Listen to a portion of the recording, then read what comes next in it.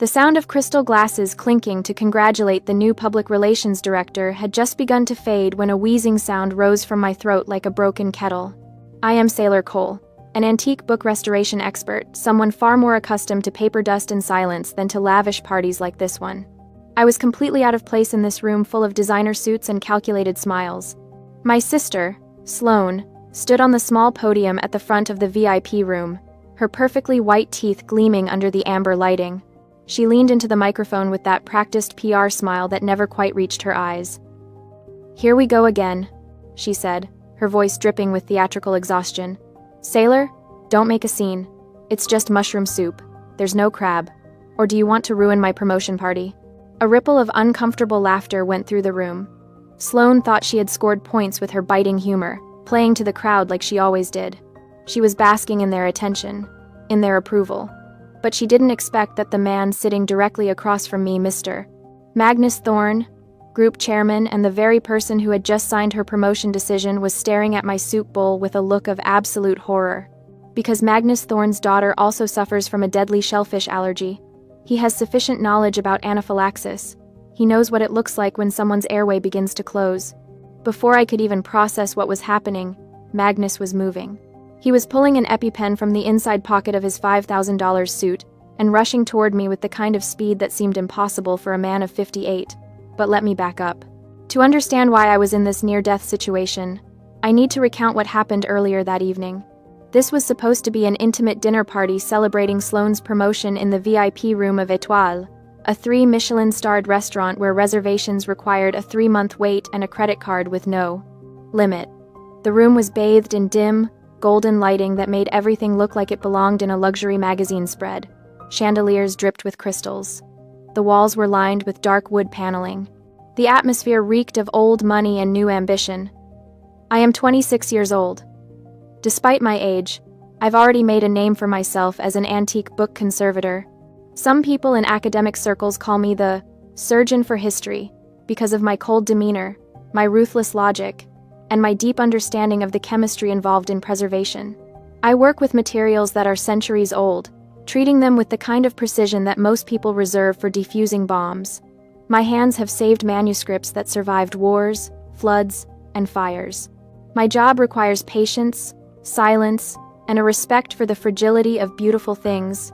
My sister Sloane, on the other hand, is 29 and has just been promoted to Public Relations Director at Thorne Global, one of the largest multinational corporations in the country.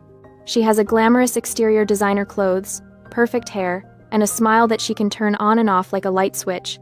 Where I am quiet and careful, she is loud and reckless.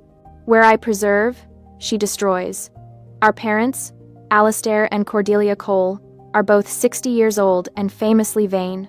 They sat at the table that evening, beaming at Sloane's new title, basking in reflected glory. They loved to talk about Sloane's important career, her connections, her visibility. Meanwhile, they constantly looked down on my work, dismissing it as dusty or depressing because they don't understand its true stature. To them, I am the disappointing daughter who chose books over boardrooms. The tension that led to my poisoning, yes, poisoning, let's call it what it was, began before the party even started. Sloane had been in the restaurant's lobby earlier that evening when Magnus Thorne arrived. She had tried to intercept him, to pull him aside and show him a media report she had prepared about Thorne Global's latest acquisition. She wanted his attention. She wanted his praise. Instead, Magnus spotted me standing near the coat check, and his face lit up with genuine interest. He walked right past Sloane and spent a full 20 minutes discussing the deacidification process of ancient paper with me. He asked detailed questions about pH balance, about alkalization treatments, about the difference between European and Asian paper fibers. He was fascinated. He told me about a collection of 18th century letters his company had recently acquired and asked if I would consider consulting on their preservation. I watched Sloane's face throughout that conversation. I saw the way her jaw tightened. I saw the way her fingers curled into fists at her sides. I saw the rage building behind her eyes. This was supposed to be her night, her moment. And here I was, the little sister with the boring job, stealing the attention of the most important person in the room. Sloane's jealousy was insane and dangerous. She wanted to humiliate me. She wanted to prove to everyone that I was weak, or worse, that I was faking my allergy to manipulate others, to get attention, to make everything about me. She believed that a little crab essence wouldn't kill anyone. She thought it would just make me itch a little, maybe cause some hives. She wanted me to lose face in front of Magnus, in front of our parents, in front of everyone who mattered, so she set her trap. I didn't see it happen, but I pieced it together later from witness statements. Sloane had excused herself from the table about 30 minutes before the soup course. She found Chef Bastien in the kitchen, a man known for his creative interpretations of classic French cuisine. "Chef Bastien," she had said, turning on that megawatt PR smile. "I have a special request. I've heard everyone praising your famous crab fat oil, the one you use in your signature bouillabaisse. It's supposed to be incredible." Chef Bastien had nodded, pleased. His crab fat oil was indeed famous among food critics. It was made by slowly rendering the roe and fat from blue crabs, infusing it with aromatics until it became liquid gold, amber-colored, rich, and intensely flavorful. "I was wondering," Sloane continued, "if today, on this important day for me, I could experience something special. Could you add just a touch of that crab oil to the truffle mushroom soup? I think the combination would be extraordinary. Novel. Unexpected." Chef Bastien was surprised by the request. Crab and truffle wasn't a traditional pairing, but he was also a creative chef, always willing to experiment for clients who showed genuine interest in his craft. He thought about it for a moment, the umami of the crab fat, the earthiness of the truffle, the sweetness of the mushrooms. It wasn't a bad idea, actually. "It could work. For you, Miss Cole, on your special evening," he said with a small bow. "I'll prepare one bowl with the crab oil as an amuse-bouche before the main soup course." "Thank you so much," Sloane said sweetly. "You're an artist." What Chef Bastien didn't know, what he couldn't have known, was that there was a conspiracy behind the request. He had no idea that Sloane had a sister with a life-threatening shellfish allergy. He had no idea that the bowl he was so carefully preparing would be used as a weapon. When the soup arrived, it was beautiful. The waiter, a young man named Andy, placed the bowls carefully on the table. Mine had those gorgeous reddish-brown oil swirls on top, catching the candlelight and shimmering like melted copper. Sloane leaned over to me, her voice soft and sisterly. "I asked Chef Bastien to add a little smoked chili oil and pine mushroom extract to yours," she said. "I know you find rich food overwhelming sometimes, so I thought this would make it easier for you to eat. The chili adds a nice warmth without being too heavy." I should have known better. I am a cautious person by nature. It's part of what makes me good at my job. When you work with materials that are 400 years old, you learn to question everything, to test every solution, to verify every procedure. But this time, I was negligent. My sister's enthusiasm, the luxurious space, the golden lighting, it all deceived my senses, and the soup itself was a perfect deception. The intense scent of truffle mushrooms filled my nostrils, earthy and overwhelming. The amber color of the crab fat oil looked exactly like truffle oil. The mushroom scent completely masked the slight fishy smell that I might have otherwise detected. I suspected absolutely nothing. I picked up my spoon and ate a small mouthful. The taste was incredible, rich, savory, complex. For about 5 seconds, I thought Sloane had actually done something kind for me. Then my throat began to close. The reaction was immediate and violent. My throat constricted like someone had wrapped a fist around my windpipe and was squeezing with all their strength. My lips started to tingle, then burn, then swell. I could feel my tongue thickening in my mouth, blocking my airway. My skin erupted in hives, angry, red welts that spread across my arms and chest like wildfire. I tried to stand up, but my legs wouldn't support me. The room tilted sideways. I fell from my chair, hitting the plush carpet hard enough to knock the wind out of me, or what little wind I had left. I couldn't breathe. I couldn't speak. I couldn't do anything except claw at my throat and make these horrible wheezing sounds that didn't sound human. And through it all, I could hear my sister laughing. Not a nervous laugh. Not an "oh no, what have I done" laugh. A triumphant laugh. "See? See?" Sloane said, her voice carrying across the VIP room. "She's eating mushrooms and pretending to be allergic to crab. This year's Oscar for Best Actress goes to Sailor Cole." There was uncertain laughter from some of the guests. Others looked uncomfortable, unsure whether this was some kind of family joke or something more serious. "Come on, Sailor," Sloane continued, walking closer to where I was writhing on the floor. You can drop the act now. You've got everyone's attention. Isn't that what you wanted? To make my special night all about you? I tried to look at her, tried to make her see that this wasn't an act, that I was dying. But my vision was starting to tunnel. Black spots danced at the edges of my sight. This is how it ends, I thought. Killed by my own sister at a dinner party. While everyone watches and thinks it's a joke. But Magnus Thorne was already there. Before I had even fully hit the floor, he had dropped to his knees beside me, the EpiPen already in his hand. Move, he shouted, his voice cutting through the laughter like a blade. Someone call an ambulance! Now! Hold still, he said to me, his voice calm despite the chaos. You're going to be okay. I've got you. He pulled the cap off the EpiPen and jabbed it into my thigh, right through my dress. The needle punched through fabric and skin, and I felt the rush of epinephrine flooding my system like ice water in my veins. The effect wasn't immediate, but it was noticeable. The crushing pressure on my throat eased just slightly. Just enough for me to drag in a thin, whistling breath. Ambulance! Ambulance! Magnus shouted again, looking around at the stunned staff. Call emergency services right now, and someone get me oxygen if you have it. The restaurant manager was already on his phone, stammering out the address to the emergency dispatcher. A waiter ran to get the first aid kit from behind the bar. Magnus looked down at me, his face grim. Stay with me, he said. The ambulance is coming. You're going to make it. While everyone was panicking, while the room erupted into controlled chaos, I saw Sloane's face change. The smug satisfaction drained away. Her smile faltered. She looked at Magnus kneeling beside me, at the EpiPen in his hand, at the way my lips had swollen to twice their normal size. She was beginning to realize that her prank had gone much, much further than she intended. I didn't think, she stammered, backing up a step. My mother rushed over, her face pale. What happened? What's wrong with her? She's having anaphylactic shock, Magnus said sharply. Someone put shellfish in her food. This isn't a joke or an exaggeration. Without this epinephrine, she would be dead in minutes. My father looked at the soup bowl, then at Sloane. I saw the moment comprehension dawned on his face. Sloane, he said slowly. What did you do? Nothing, Sloane said quickly. I just asked for mushroom soup. There wasn't supposed to be any crab in it.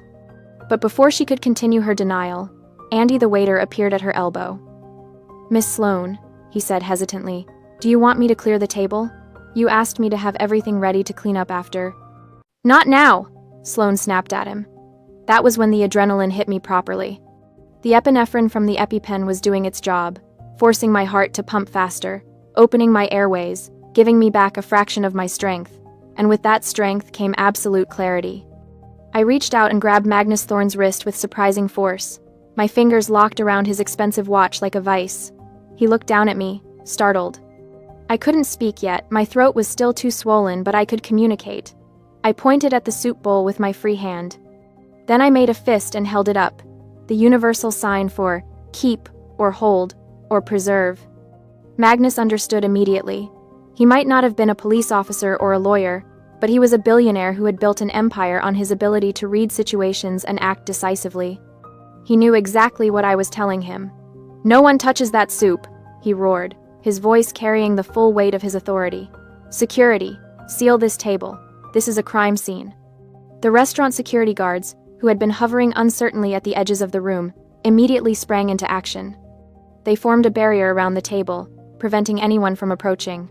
Mr. Thorne, Sloane said, forcing a laugh. Isn't that a bit dramatic? It's just a misunderstanding. Nothing leaves this room.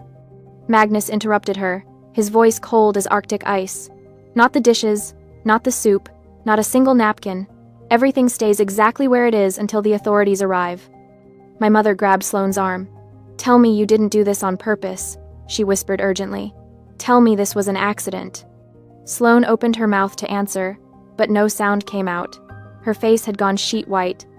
I lay on the floor, still holding Magnus's wrist, and felt a grim satisfaction spread through me despite the pain, despite the fear, despite the fact that I could barely breathe.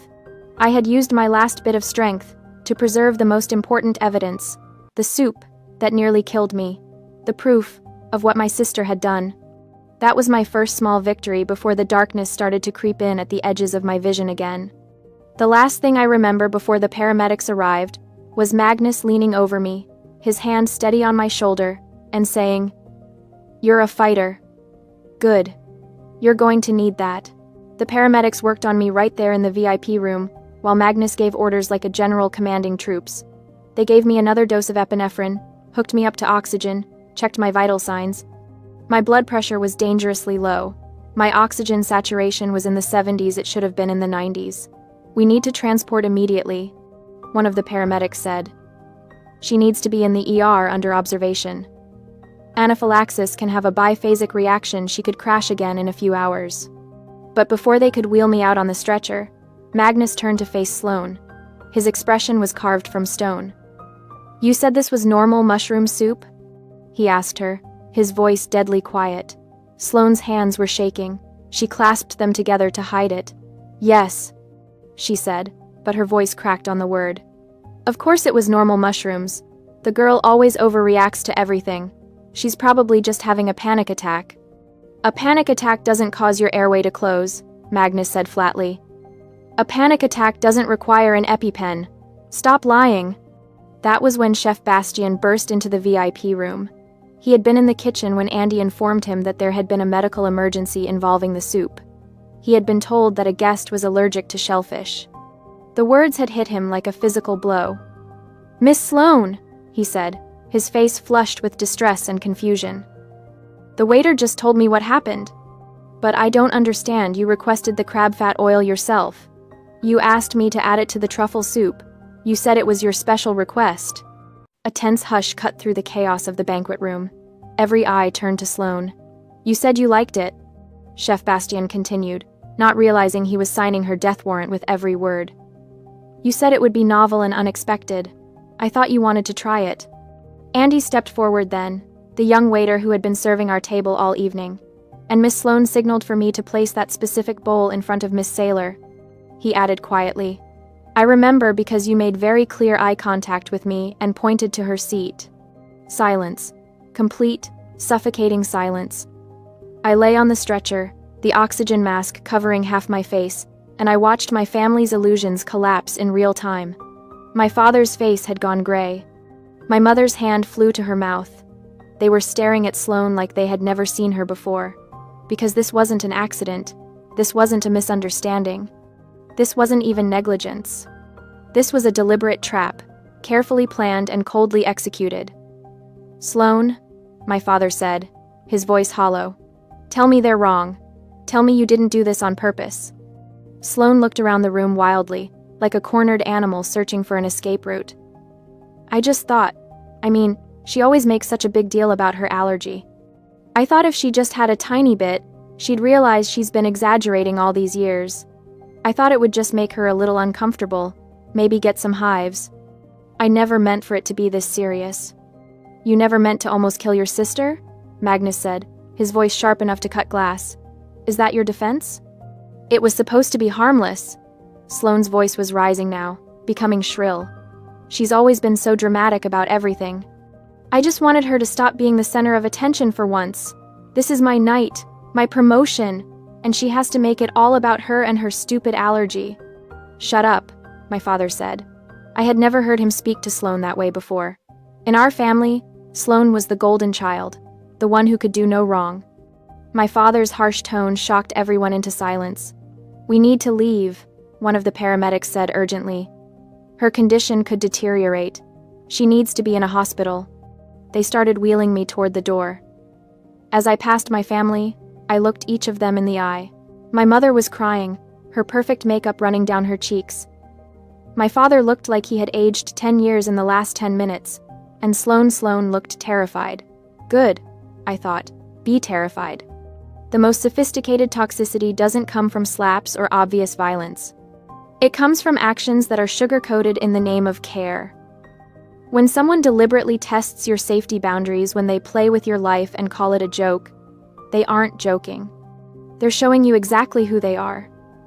I had spent 26 years being the understanding younger sister, the quiet one, The one who didn't make waves or cause scenes. The one who accepted being overlooked, underestimated, and dismissed because keeping the peace was easier than fighting back. But as those ambulance doors closed and the siren started wailing, something fundamental shifted inside me.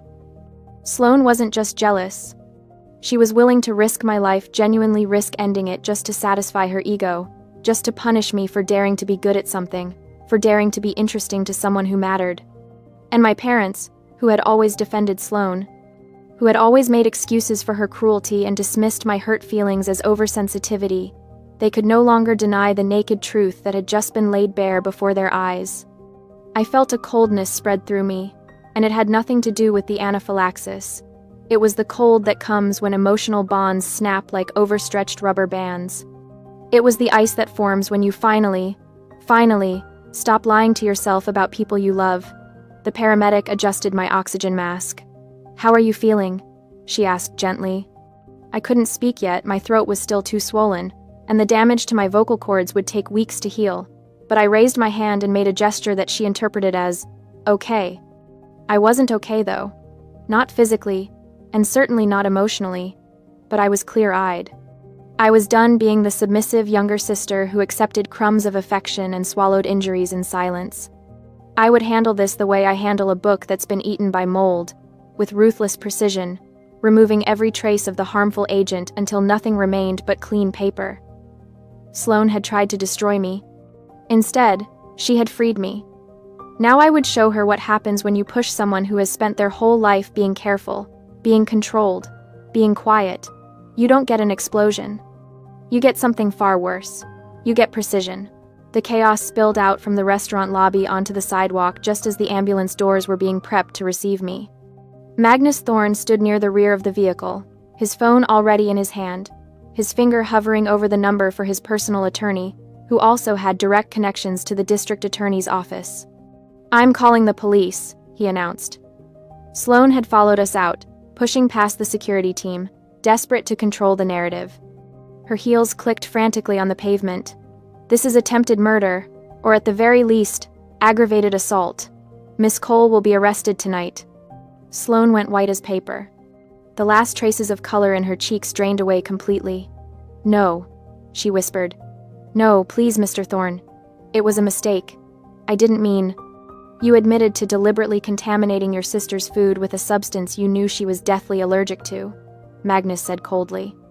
"You did this at a company event, using company resources, while representing Thorne Global as our new PR director.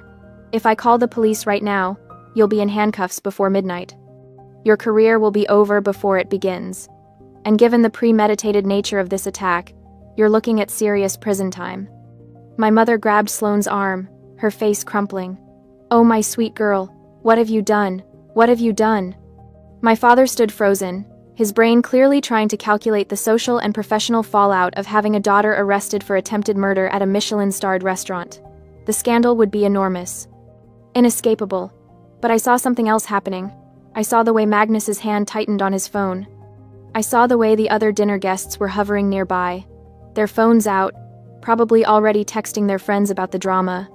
I saw the restaurant manager wringing his hands, clearly terrified about the publicity nightmare this would create, and I saw my opportunity. Despite lying on the stretcher with my throat still swollen and my voice reduced to a hoarse rasp, I raised my hand. I clawed the oxygen mask down from my face. "Ma'am, please, keep that on," the paramedic insisted, trying to replace it. "You need the oxygen." I pushed her hand away weakly but firmly. "Wait," I managed to croak out. The single word felt like swallowing broken glass. Magnus turned to look at me, surprised. Everyone went silent, straining to hear what I would say. I looked directly at Magnus, my eyes clear despite everything my body had just been through. "Don't call the police." "Yet," I said, each word a physical struggle. The paramedic was checking my monitors anxiously. "Arresting the PR director will cause Thorne Global's stock to plummet. I don't want to affect your assets." I took a ragged breath. "My lawyer will handle it tomorrow." The relief that flooded my family's faces was almost comical. My mother let out a sob of gratitude. "Oh, Sailor, thank you, You're such a good girl. Such a good sister. My father's shoulders sagged. We'll work this out as a family. We'll sit down tomorrow and talk through everything calmly. And Sloan looked at me with a mixture of relief and contempt. I could read her expression clearly. She thinks I'm weak. She thinks I'm too scared to press charges. She thinks family loyalty will win out in the end. Sailor, she said, stepping closer to the ambulance, her voice taking on that sweet, manipulative tone she uses when she wants something. I know you're upset right now, and you have every right to be, but we're sisters. We're family. We can work through this together. Maybe some therapy, some family counseling. I held up my hand to stop her. When I spoke again, my voice was a breathless whisper, but crystal clear. My lawyer will contact you with the terms. Terms? Sloan blinked, confused. For the settlement, I clarified, fighting the urge to cough. You're going to pay. For what you did. Every penny. Her face hardened. You're going to sue me? Your own sister? Would you prefer prison? I asked simply. 8 years, state facility, or a civil settlement. Your choice. Magnus looked at me with something like approval in his eyes. Your lawyer should call my office as well, he said. I'll make sure Chef Bastian and Andy provide full statements about what happened tonight. Thorn Global will cooperate completely with any legal proceedings. Thank you, I whispered. Don't thank me, Magnus said quietly. You saved yourself tonight. Preserving that evidence was smart. Most people in your situation would have been too panicked to think clearly. I work with fragile things, I said, finally allowing the paramedic to replace the mask. I know how to protect them. We really need to go now, the paramedic said firmly, signaling the driver. She needs to be under medical supervision. As the ambulance doors started to close, I took one last look at my family standing on the sidewalk. They thought I had shown mercy. They thought I had chosen family over justice.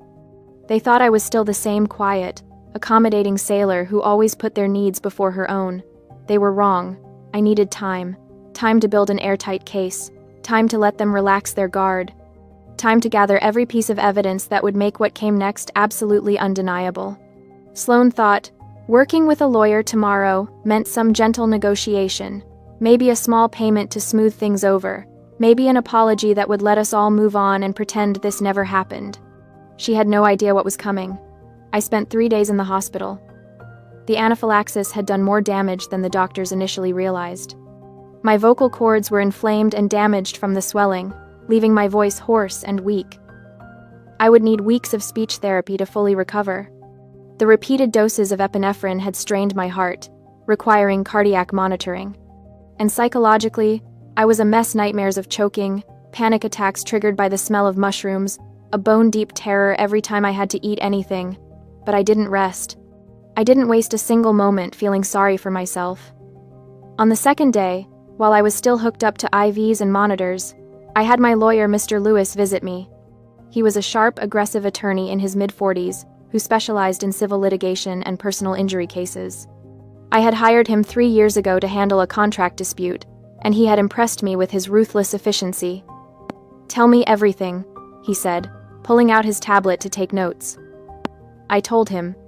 Every detail. Every moment. The conversation Magnus had with me that set off Sloane's jealousy. The way she had disappeared to speak with the chef. The soup that nearly killed me. The confession in front of witnesses. This is airtight, Mr. Lewis said, his eyes gleaming. She confessed in front of a room full of people, including the CEO of a major corporation. We have the chef's testimony about her specific request to add crab oil. We have the server's testimony about her directing that bowl to your place. We have physical evidence in the form of the soup itself. And we have Magnus Thorn as a witness to your medical emergency and his immediate intervention. I want affidavits from Chef Bastian and Andy, I said, my damaged voice barely above a whisper, in writing, notarized, before they have a chance to be pressured by my family or anyone else. Consider it done, Mr. Lewis said. I'll have them within 48 hours. And I want a full medical report documenting every injury, the throat damage, the cardiac strain, the psychological trauma, everything. Already ordered. The hospital is cooperating fully. I looked at him steadily. I want her destroyed, Mr. Lewis. Not hurt, not embarrassed. Destroyed. I want her to lose everything she values, her career, her money, her reputation. I want my parents to understand exactly what their golden child is capable of. And I want it all done legally, cleanly, and completely. Mr. Lewis smiled. It wasn't a nice smile. It was the smile of a predator who had just spotted prey. How much are we asking for? $900,000, I said without hesitation. That's enough to ruin her financially, but not so much that it seems unreasonable to a mediator. It covers my medical expenses, lost income, pain and suffering, and the cost of psychiatric care. And it's just low enough that she'll think she's getting off easy. You've thought this through. I've had nothing but time to think, I said. And one more thing, I want this settled in mediation, not in court. Court takes too long, and I want this done quickly, 3 weeks from tonight. Can you arrange that? For $900,000 in a clear-cut case? The defense will jump at mediation. They'll be terrified of what a jury would award. Good, I said, because my silence isn't forgiveness, it's strategy. Mr. Lewis stood up, closing his tablet. Your sister tried to kill you, Miss Cole. She deserves everything that's coming to her. She tried to diminish me, I corrected quietly. She tried to make me small, to make me weak, to prove I was nothing. That's even worse than trying to kill me. Because she wanted me to survive it, she wanted me to live with the humiliation. I leaned back against the hospital pillows, suddenly exhausted. Instead, I continued, she's going to learn what happens when you underestimate someone who spends their life working with things that are fragile but precious. You learn how to protect them, you learn how to repair them, and you learn how to remove anything that threatens them completely, permanently, and without mercy. My lawyer left with his marching orders. Over the next 2 weeks, while I recovered at home, he worked like a man possessed. He obtained sworn affidavits from Chef Bastian and Andy. He collected medical records and expert opinions. He compiled a case file that was absolutely damning. And my family? They thought I was healing. They thought I was processing the trauma. They thought I was deciding whether to forgive and forget. My mother sent Flowers expensive arrangements that I immediately donated to the hospital. My father called twice, leaving rambling voicemails about not letting this tear the family apart. And Sloan sent a text message. Can we talk? I think there's been a misunderstanding. I didn't respond to any of them. My silence wasn't forgiveness. It was the quiet before the storm. It was the moment when you hold your breath and aim carefully, because you only get one shot. And when Mr. Lewis called on day 19 to tell me the mediation was scheduled for day 21, exactly 3 weeks after the incident, I smiled for the first time since the poisoning. Perfect. I whispered into the phone, my voice still hoarse but getting stronger every day. Let's end this.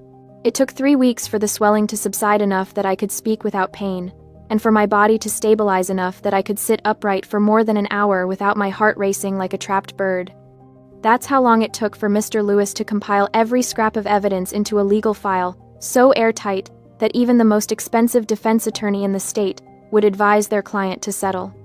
That's how long my family waited before they tried to sweep attempted murder under the rug like it was a wine stain on expensive carpet. The mediation room smelled like lemon furniture, polish, and desperation. It was one of those corporate spaces designed to look neutral.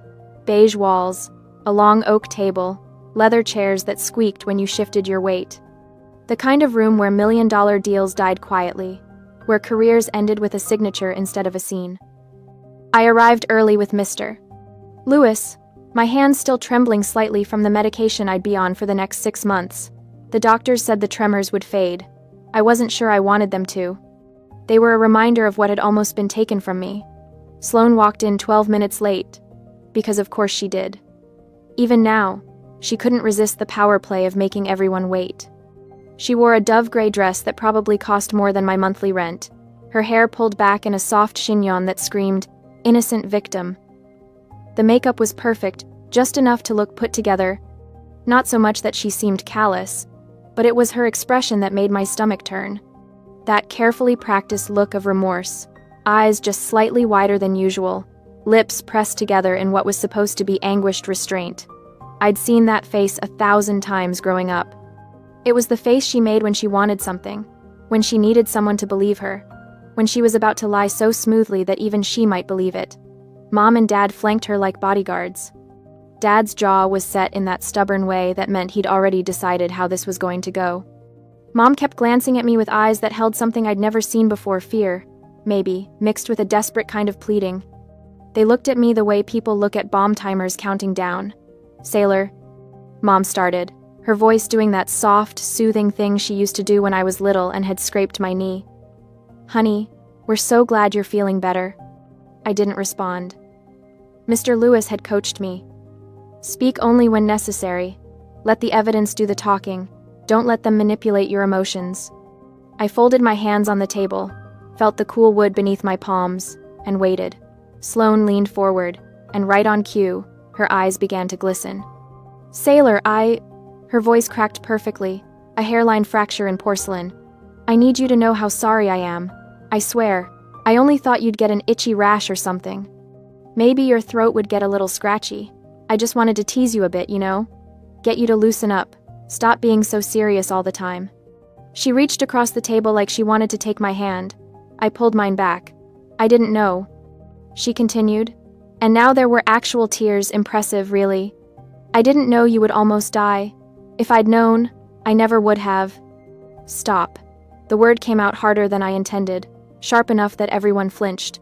My mother jumped in immediately, her own version of damage control. "Sailor, please. Your sister made a mistake, a terrible mistake, but she didn't mean for things to go this far. After all, she didn't think it would be this bad. Can't you just let it go?" Let it go. As if my sister hadn't watched me convulse on a restaurant floor. As if she hadn't put crab fat oil into my soup, and then sat there, wine glass in hand, waiting to see what would happen. As if I didn't think it would be this bad was somehow a defense for poisoning someone. Dad cleared his throat, his voice taking on that paternal weight that used to make me fall in line as a kid. "Sailor, I know you're angry. You have every right to be. But at the end of the day, no matter what happens, we are your only family, aren't we? Family forgives. Family moves forward." Something inside me cracked, but not the way they wanted. I felt it in my chest, that final tether snapping clean. The obligation, the guilt, the desperate childhood wish that someday they'd choose me first, all of it fell away like dead weight. My voice came out shaking, but not from weakness, from rage, from grief, from the sudden, dizzying clarity of someone who'd just stepped out of a burning building and could finally see the sky. "No." Sloane's perfectly crafted expression flickered. "No, I don't want a family like this." I looked at each of them in turn, Sloane with her designer victimhood, Mom with her enabler's desperation, Dad with his patriarch's entitlement. I absolutely will not let it go. The silence that followed was so complete I could hear the wall clock ticking. Mr. Lewis chose that moment to open his briefcase. The snap of the lock sounded like a judge's gavel. "Miss Cole," he said, addressing Sloane with the kind of clinical coldness that made it clear there were no diminutives here, no sisterly nicknames, no family ties that would soften what came next. "You are a PR director. You've built a career on understanding optics, on manipulating narratives, on knowing exactly how actions will be perceived." He pulled out a document, slid it across the table. "Which means you are smart enough to know the boundary between a prank and attempted manslaughter." Sloane's face went white. "That's not... I didn't... We have testimony from Chef Bastian confirming that you specifically requested crab fat oil be added to your sister's soup." Mr. Lewis's voice never rose, never wavered. "We have testimony from Andy, the server, confirming that you personally ensured the soup went to your sister's place setting. We have toxicology reports confirming the presence of shellfish proteins in Miss Sailor Cole's system at concentrations consistent with deliberate contamination." He pulled out another document. Then another.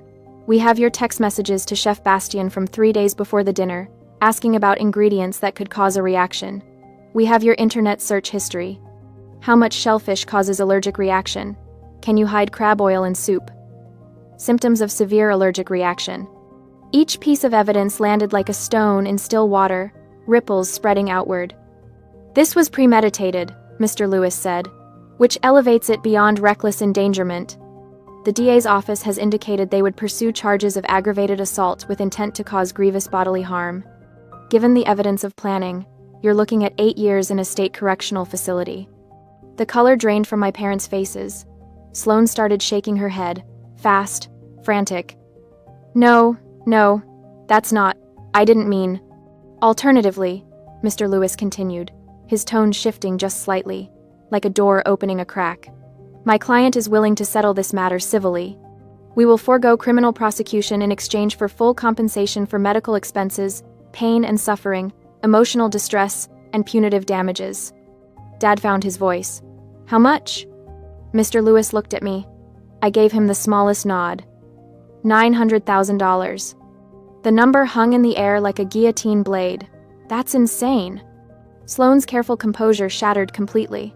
I don't have that kind of money. Nobody our age has that kind of... You have a 2-bedroom apartment in Riverside Heights, valued at approximately $400,000, Mr. Lewis recited without looking at notes. You have jewelry, a vehicle, investment accounts. Your parents have retirement funds, home equity. He leaned forward.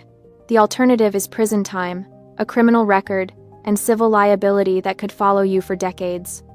This settlement includes a comprehensive release of liability and a non-disclosure agreement that protects your reputation. You get to keep your freedom and whatever dignity you have left. Mom's hand flew to her mouth.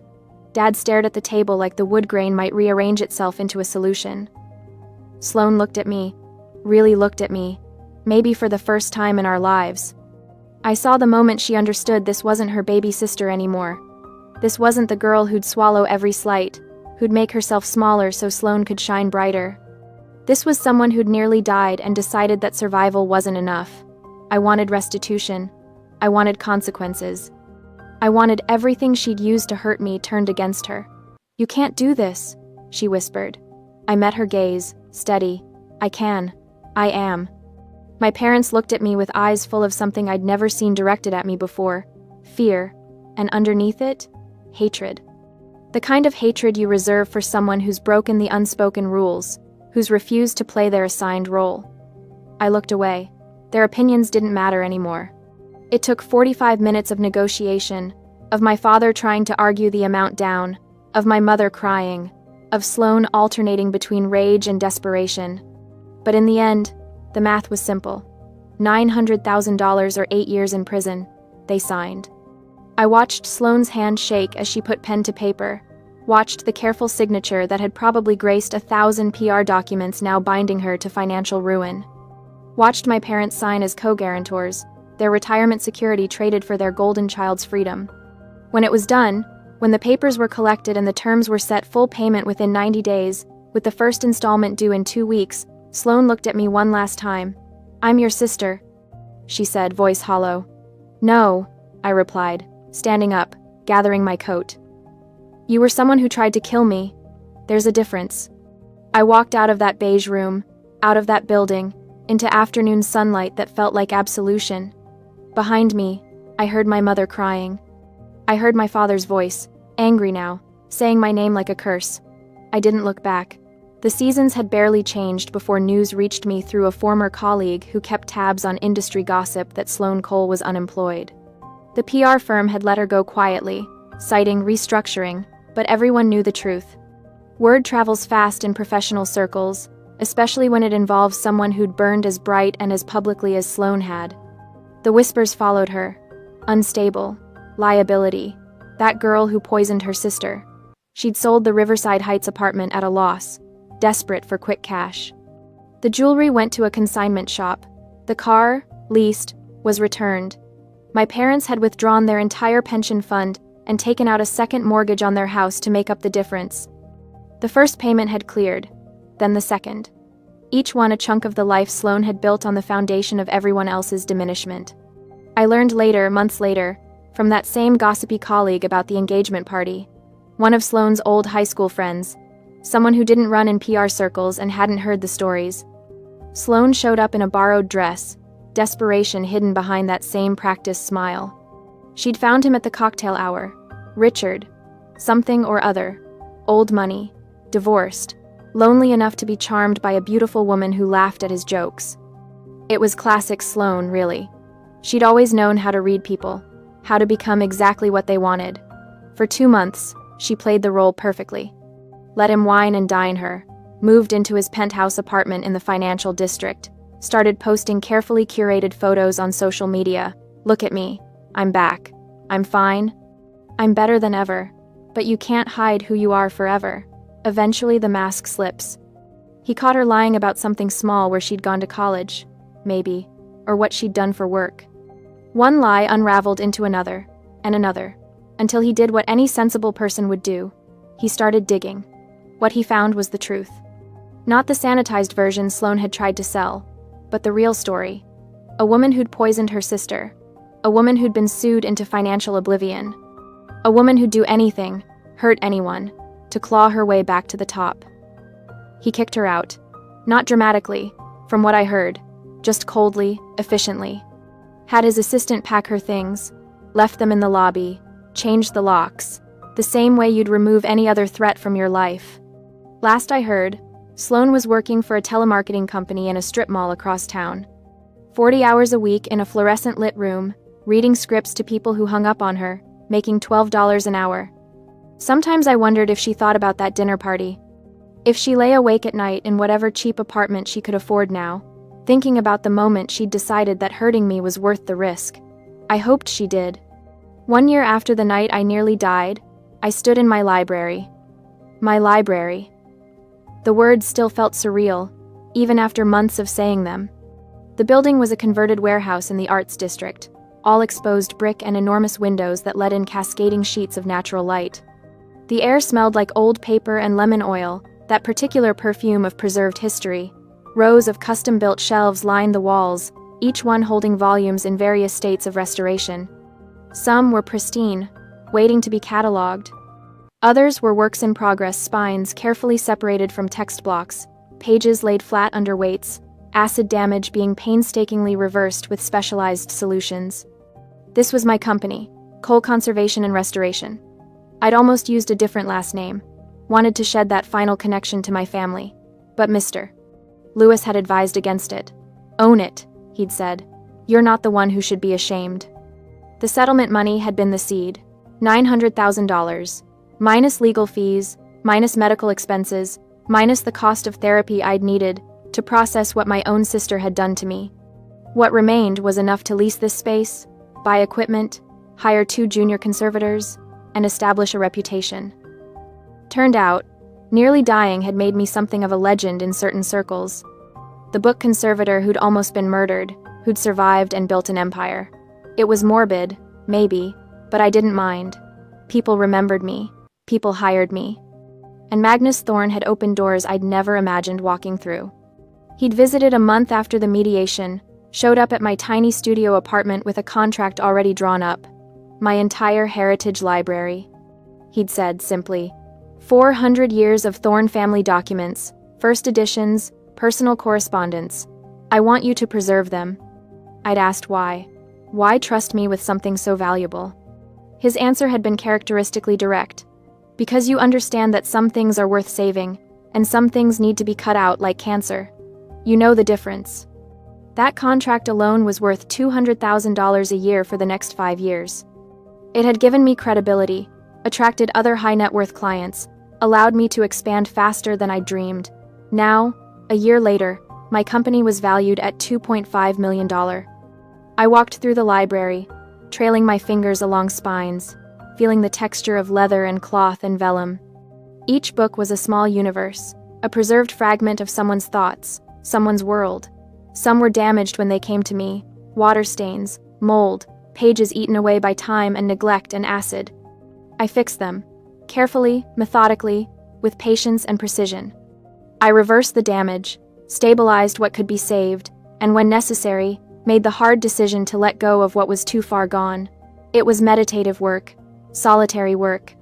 The kind of work that suited someone who'd learned that not all relationships could be repaired, that sometimes the healthiest thing you could do was seal away the toxic elements and build something new. My junior conservators, Emily and David, were in the back room working on a collection of 18th century letters. I could hear Emily's soft humming, the rustle of tissue paper, the quiet industry of people who loved what they did. I'd built this. Not with family money or family connections, but with the compensation for nearly being murdered. Every shelf, every tool, Every carefully restored page was proof that I'd taken the worst thing that ever happened to me and alchemized it into something beautiful. My phone buzzed. A text from Mr. Lewis. Final payment cleared. Case officially closed. The third and final installment. Sloane's debt, or rather my parents' debt on Sloane's behalf, was paid in full. I stared at the message for a long moment, waiting to feel something. Triumph, maybe. Or closure. Instead, I just felt quiet. I walked to the window, looked out at the city. Somewhere out there, Sloane was probably sitting in a telemarketing cubicle, reading a script, being hung up on. My parents were probably in their mortgaged house, resenting me, telling each other I'd overreacted, that family should forgive. They were wrong, but it didn't matter anymore. Their opinions were like voices from a country I'd emigrated from, distant, irrelevant, someone else's problem. I turned back to my library, to the restoration table where a 16th century manuscript waited for my attention.